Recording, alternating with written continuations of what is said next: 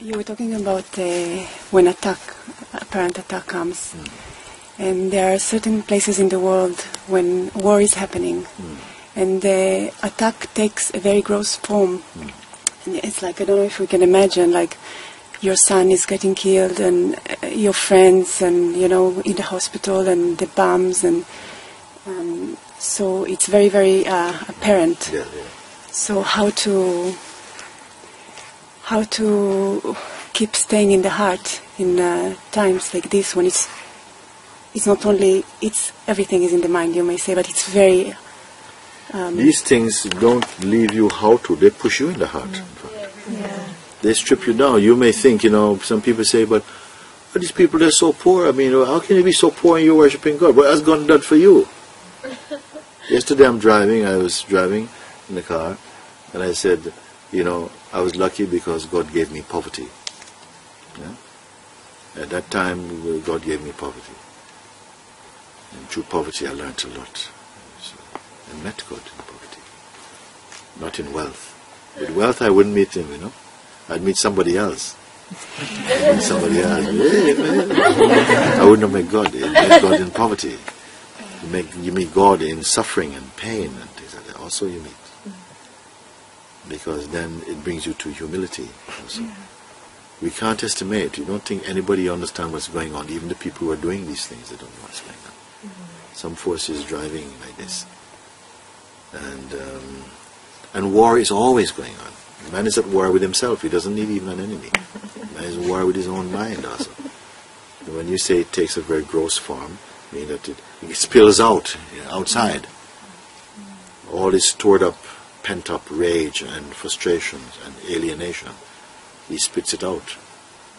And it's like somehow maybe some part of the world is a collective, so much suppression or something, and it has to erupt or something.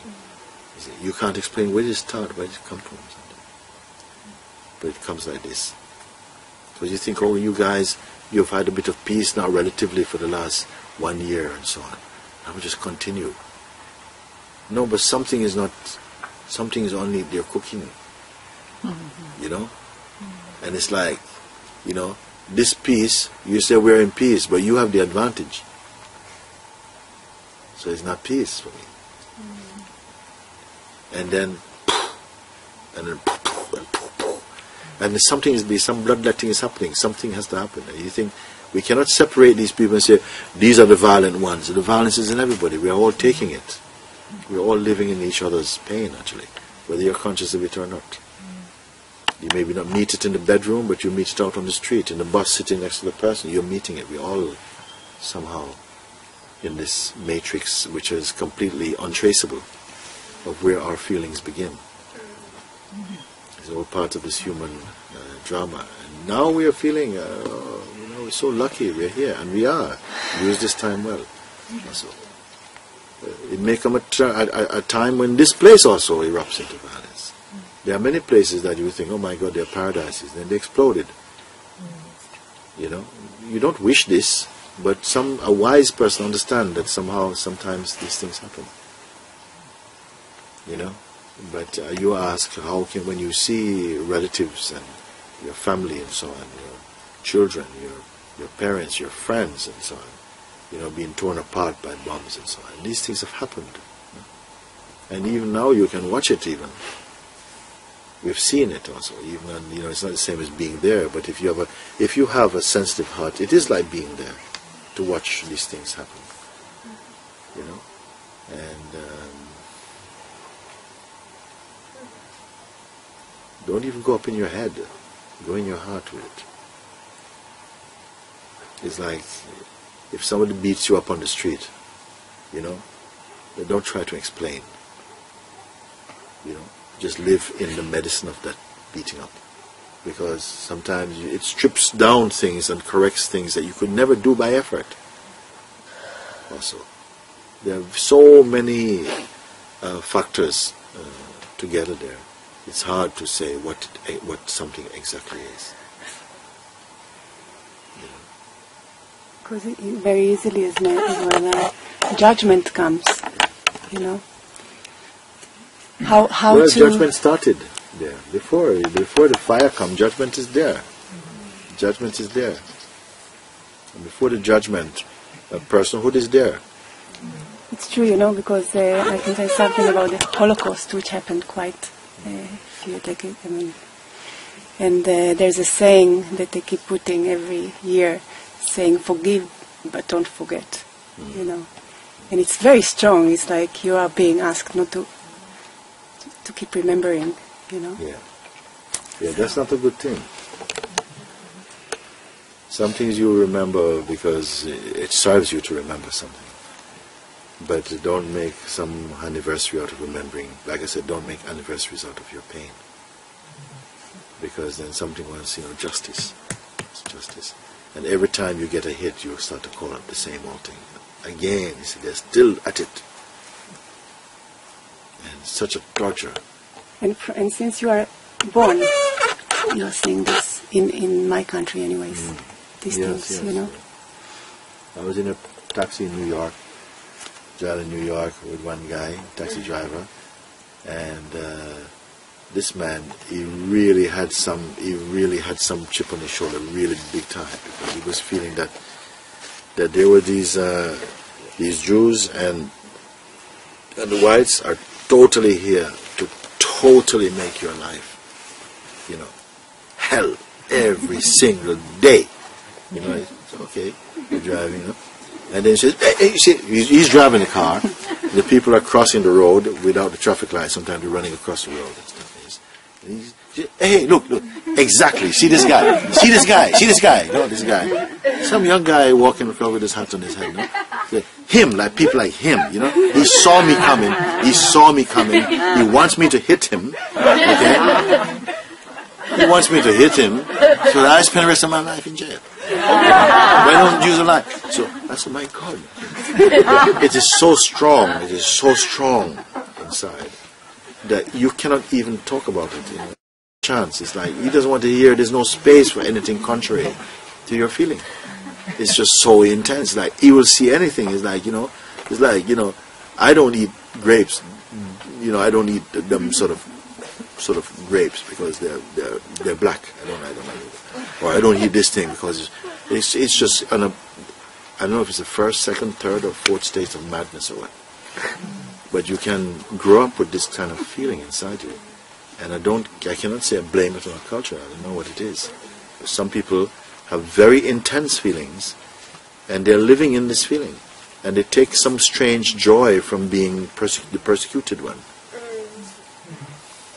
I can tell you from what I see in my country, in Israel, and even the Palestinians, you grow up with a kind of brainwash as well. It's like everything else, like a perception is being given to you, and that's how it is. And the media obviously is not always correct. Even in each country, they present it in their own point of view. So you just grow up with this big condition, of how to see. How to live with hate and separation and to,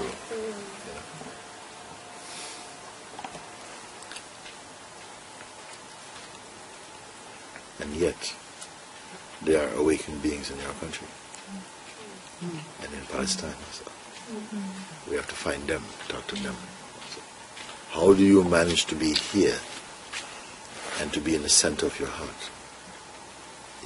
Go into the belly, go into the belly of the dragon. Go and interview them there. Because they'll always be there.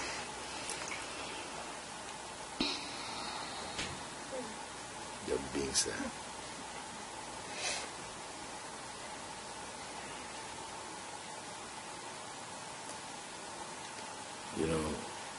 If you should go into the greatest carnage,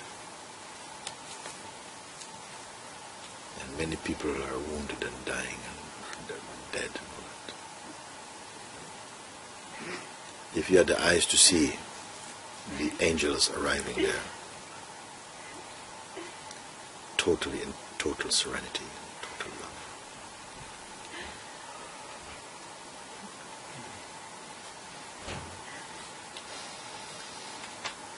But while our eyes are stuffed with human conditioning, you don't see.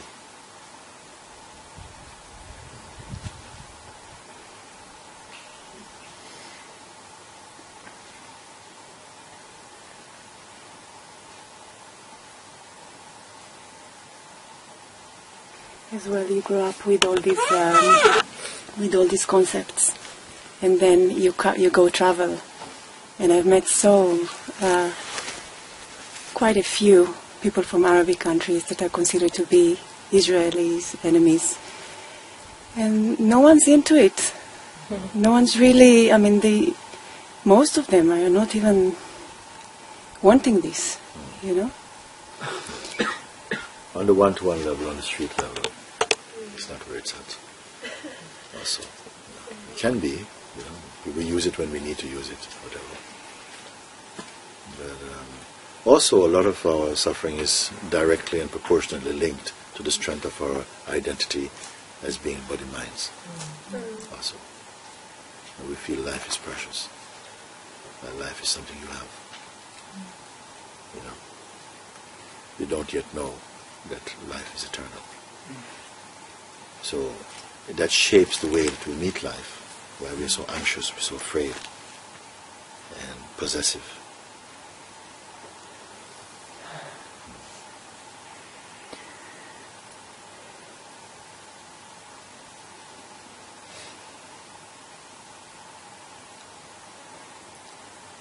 I love a place in the Bible where it says it's better to go and sit in a house where there's weeping and crying than in a house of celebration. I know what it means. There's more humility, there's more depth. There's more near to the very perfume or the presence of God in some environments than in others. When we are celebrating, we are far somehow. We're in your own trip. But I can't say this is the reason why. I can't give reasons for why things happen like that. But I know that the chance we have is to wake up. The chance you have is to wake up. Just in the same way that we go, and maybe in your dream, your phenomenal dream, where you are in the middle of war and you're looking after children hiding in a church and the enemies are coming and they're breaking down and chopping everybody up to pieces and you think, oh, this is this.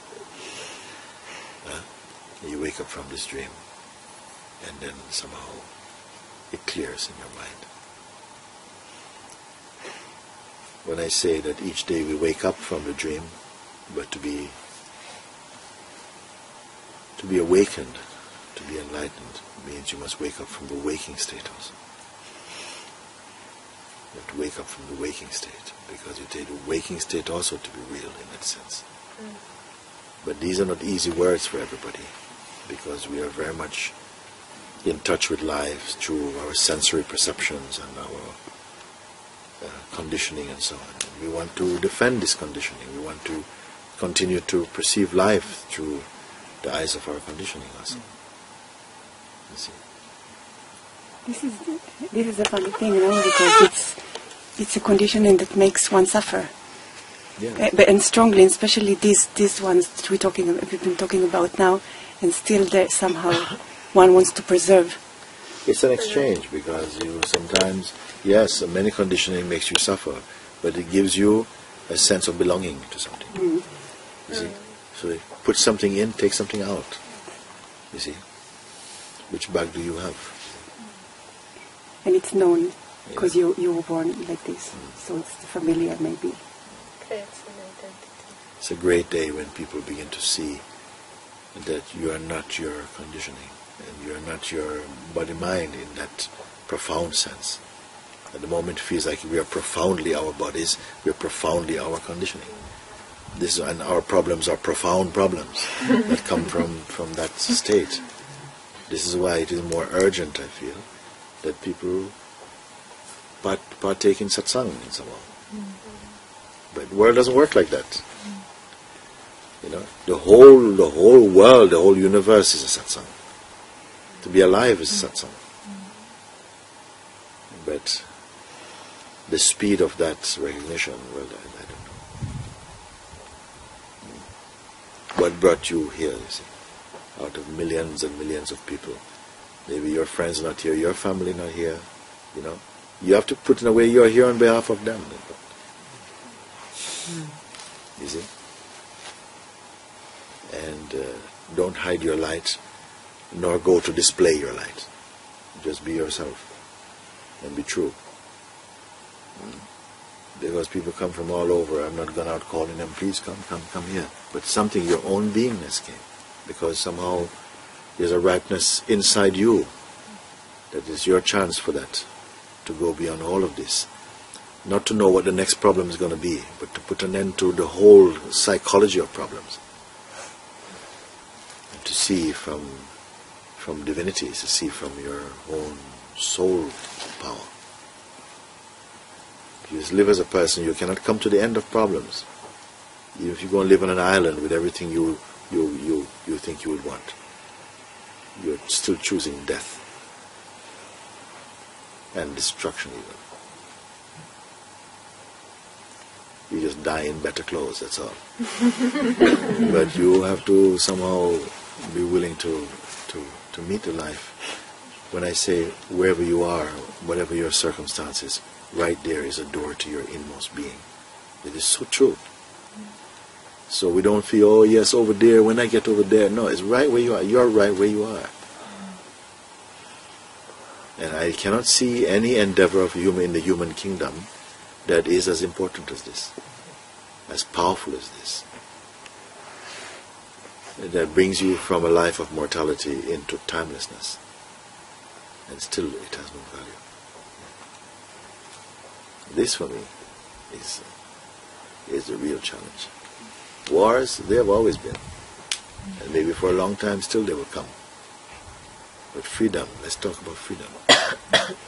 Freedom is what we are, not what we have to fight for in a way. It's what you are. You have to fight in a sense inside. You have to look and challenge your own sense of limitation and belief in conditioning. And the support is here. Satsang is nature's life, consciousness, God's way, an exit from suffering. We don't have to go to another planet. Right here. You must bring your Eden back right here. You must bring your God right here. You must open the door. Like I say, you open the door of your own self to let God walk through. And you walk through as one. I don't know where these words go.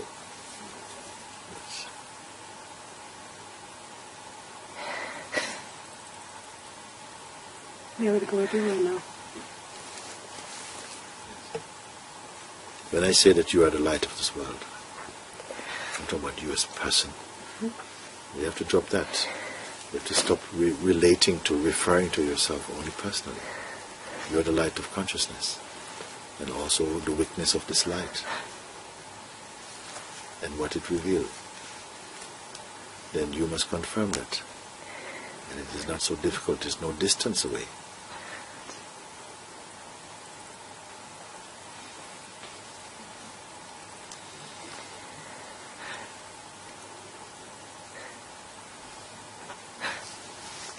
So there's a great job to be done.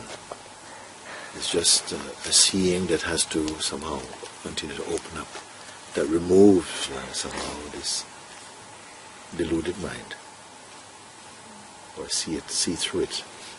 It's not difficult. We have done far, far more difficult things.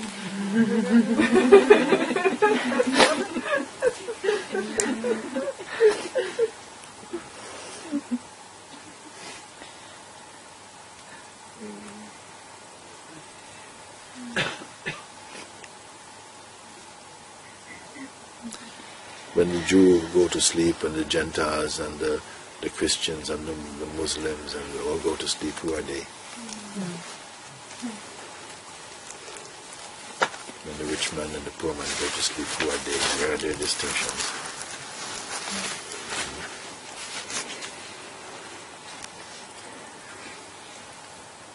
When the policeman and the thief go to bed, who are they? Where are their distinctions?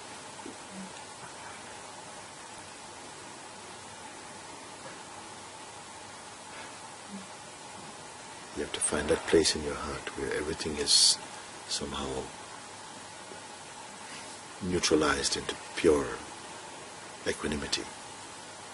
And at the same time, on the surface, leave the pictures, leave the waves to flow, let them play. But now you don't see with eyes of separation. It's a very different, you're coming from a different place.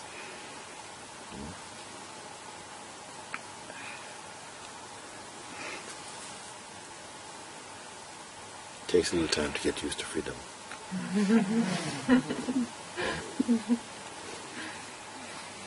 I notice there's some insects when sometimes take a bug or something, and then you have to catch him in something, and you put him outside on the floor, and you put him out, he's free now. He just stands still.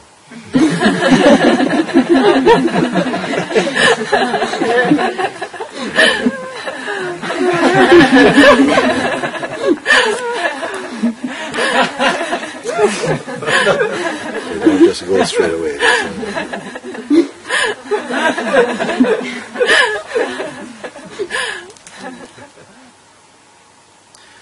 See, the mind is striving always for value. It wants value. It wants something that it can say, it can measure this. This is worth something. The self is worth nothing. It has no value. For whom can it have value? It cannot be spent. It cannot be purchased. It cannot be lost. It cannot even be found, actually.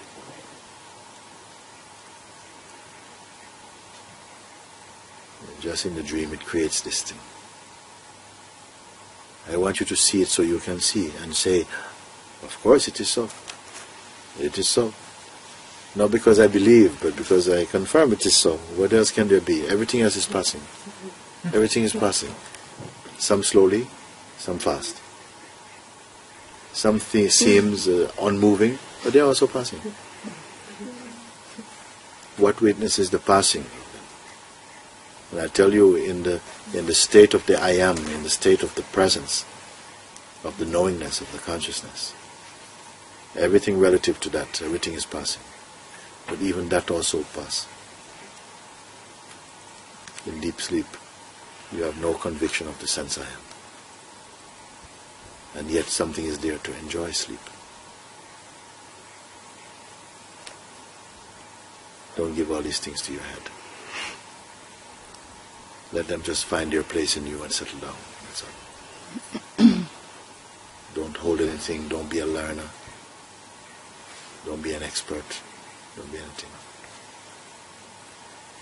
And you'll find that something is responding to life intuitively, automatically, spontaneously.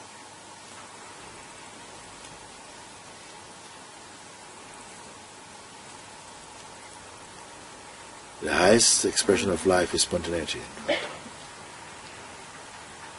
A planned existence is to do a lot with fear.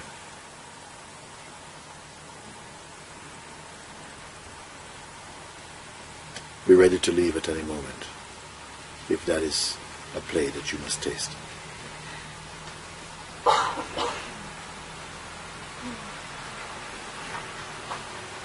And still that is not as great as your unchanging self.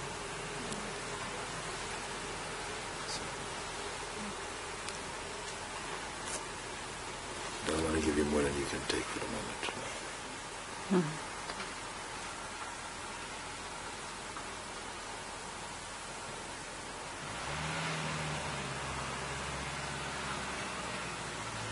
When you come to a place of this type of samadhi within your own self,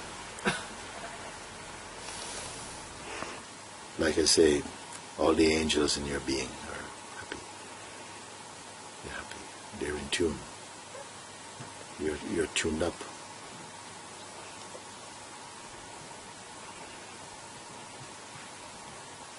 When you think too much, you're out of tune.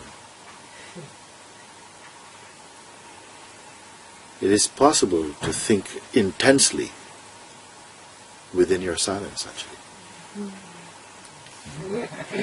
To work, in the most dynamic way within your serenity and your stillness.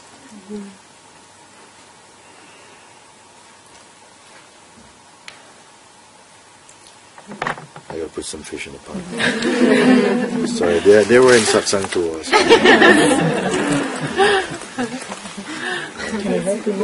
Yeah, hold them carefully, top and bottom. See, look, they're all looking at you. Did you get it? out.